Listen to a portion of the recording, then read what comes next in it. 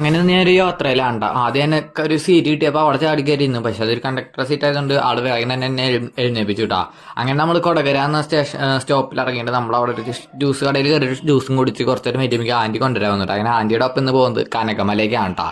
നമ്മൾ ഈ നൊയമ്പ് ക്രിസ്ത്യൻസിന് ഈ നൊയമ്പ് നൊയമ്പ് തുടങ്ങി കഴിഞ്ഞാൽ ഇതേപോലുള്ള തീർത്ഥാടന സ്ഥലങ്ങളിലേക്ക് പോകുന്ന ഒരു പതിവുണ്ട്, മലയാറ്റൂരൊക്കെ പോലെ. അപ്പോൾ നമ്മൾ ഇന്ന് പോകുന്നത് കനകമലയ്ക്കാണ് കേട്ടോ. സീ ലെവലിൽ നിന്ന് 3000 സംതിങ് ഉയരത്തിലാണ് നമ്മുടെ കനകമല സ്ഥിതി ചെയ്യുന്നത്. അപ്പോൾ 1 കിലോമീറ്റർ തന്നെ അടുത്ത് ദൂരം വരുന്നുണ്ട്. അപ്പോൾ അതൊക്കെ നമ്മളിന്ന് കയറി പോകാനുള്ള പരിപാടിയാണ്. അങ്ങനെ നമ്മൾ ഓരോ സ്ഥലത്ത് ഇങ്ങനെ മെല്ലെ റെസ്റ്റ് എടുത്ത് അതേപോലെ കിടിലും വ്യൂ ഒക്കെ കാട്ടിയിട്ടാണ് അടിക്കുക. അതൊക്കെ നോക്കി കുറച്ചായിട്ട് അങ്ങനെ മെല്ലെയാണ് നമ്മൾ കയറി പോകുന്നത്. എനിക്ക് ഏറ്റവും പണി വന്നത് എൻ്റെ ചെരുപ്പായിരുന്നു കേട്ടോ. തീരെ ഗ്രിപ്പില്ലാത്തൊരു ചെരുപ്പായതുകൊണ്ട് തന്നെ അധികം സുഖമായിട്ടൊന്നും കയറാൻ പറ്റില്ല, എന്നാലും കുഴപ്പമില്ലാത്ത രീതിയിൽ കയറിയിട്ടാ. എൻ്റെ ഒപ്പം എൻ്റെ അപ്പൂന്ന് പറഞ്ഞിട്ട് അനിയനും ഉണ്ട് കേട്ടോ. അപ്പോൾ അവനൊക്കെ ഇവിടെ ഞാൻ കയറണം കേട്ടോ. അപ്പോൾ അങ്ങനെ നമ്മൾ 10 സ്ഥലം കഴിഞ്ഞു, അതേപോലെ 14 സ്ഥലമായി. അങ്ങനെ അവിടുത്തെ പള്ളിയിൽ എത്തിയിട്ടാ.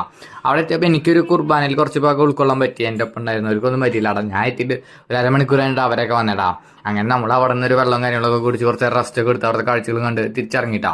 ഒപ്പം എൻ്റെ അനിയത്തി ഉണ്ടായിരുന്നു. അപ്പോൾ അവരൊക്കെ ഞാൻ അങ്ങനെ ഓരോരുത്തരൊക്കെ ആയിട്ട് അങ്ങനെ ഇറങ്ങി അവിടെ എത്തിയിട്ടാ. അവിടെ നിന്ന് നല്ലൊരു ഇടയിലൊക്കെ കഞ്ഞൊക്കെ കുഴിച്ചിട്ടാ.